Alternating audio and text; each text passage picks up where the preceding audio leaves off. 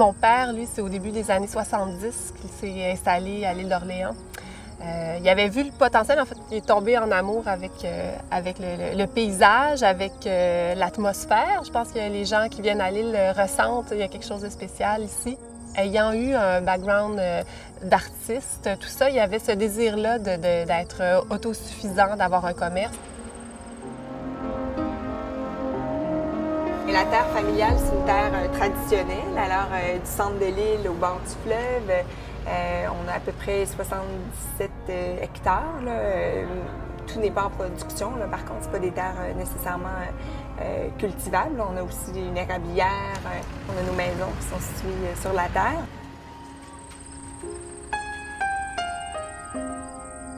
Pourquoi le cassis? C'est parce que dans ma famille, mon arrière-grand-père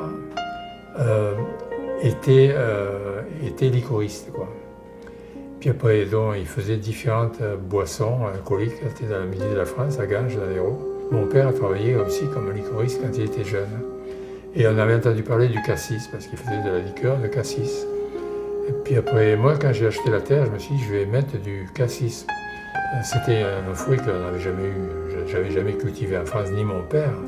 Et voilà, j'ai commencé à faire du vin et à le vendre, puis après, ça a été un succès quand même. Très rapidement, ça a pris beaucoup d'ampleur.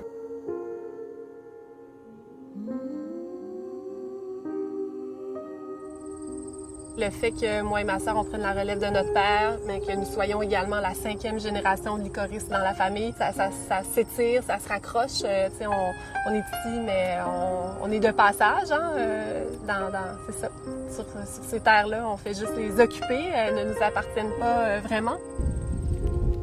Es-tu en train de me dire qu'on récoltera pas en fin de semaine? Probablement samedi. En juillet, là, je commence à faire le tour des champs, puis je mange du cassis. Puis là, tu sais, c'est pas vrai.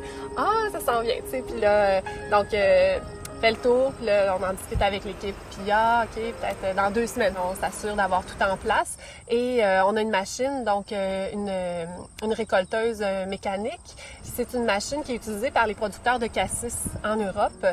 Lorsque nos contenants commencent à se remplir, pour pas que ça s'écrase trop, puis on veut les traiter le plus vite possible, les envoyer au frais, on transfère les fruits donc à la cuverie.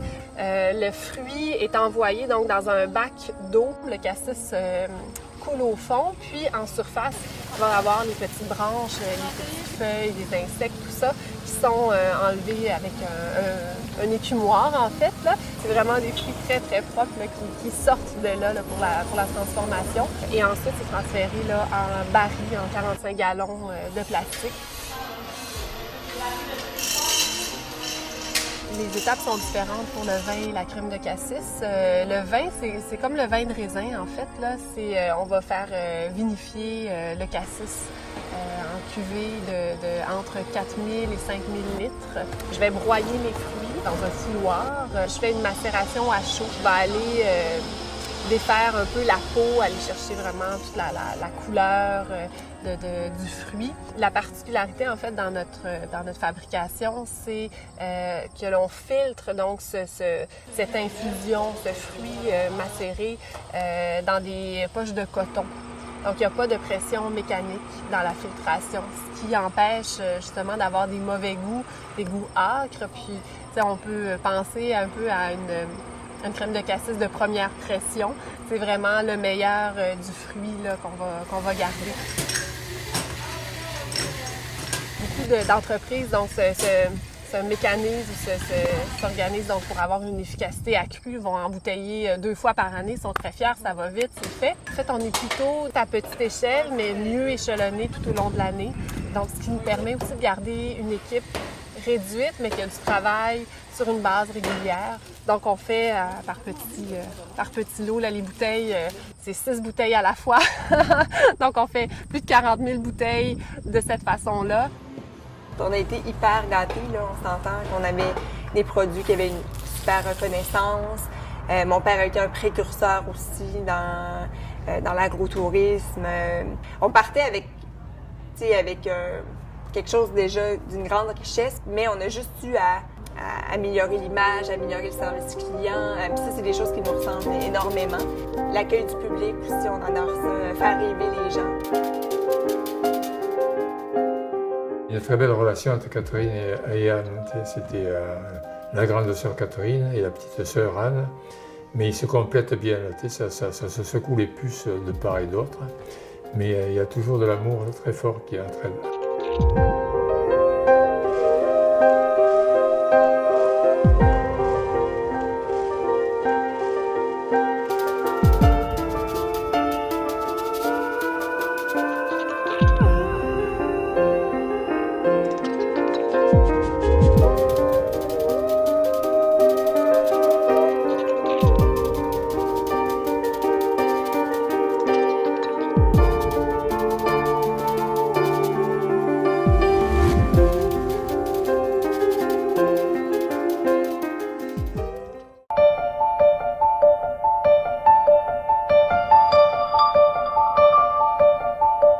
Ça m'a toujours attiré, puis c'était tellement facile pour moi. On dirait que ça se faisait tout seul. Puis à chaque pièce que je faisais, j'améliorais continuellement ce que je faisais.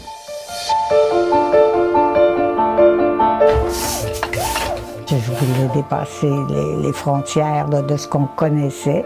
Je cherchais toujours des moyens d'aller plus loin. Des centaines d'années de vie sur cette île-là. C'est un projet que j'ai de m'installer pour de bon chez nous. Que ça se passe plus chez nous, ma vie puis mon travail. On dirait que je suis à l'affût de toute la nature. Hein? J'aime pas le strict, donc pour moi, là, le tapis crocheté, c'est ma vie. C'est une partie de ma vie. Le fait que moi et ma sœur, on prenne la relève de notre père, que nous soyons également la 5e génération de licoristes dans la famille, ça s'étire, ça se raccroche. On est ici, mais on est de passage sur ces terres-là. On fait juste les occuper, elles ne nous appartiennent pas vraiment.